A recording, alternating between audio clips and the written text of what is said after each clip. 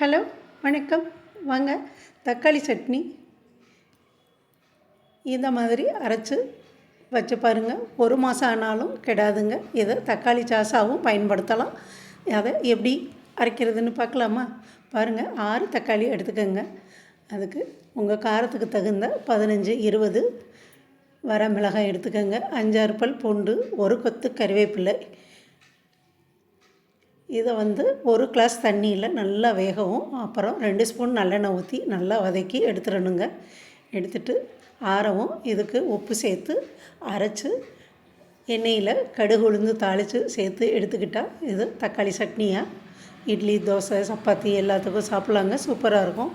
Sauce வேணும்னா இந்த சட்னியில் கொஞ்சம் சர்க்கரை சேர்த்து கலந்து எடுத்து வச்சிங்கன்னா இது நம்ம எதுக்கு சாஸ் பயன்படுத்துகிறோமோ அதுக்கு பயன்படுத்தலாங்க. நன்றி, வணக்கம்.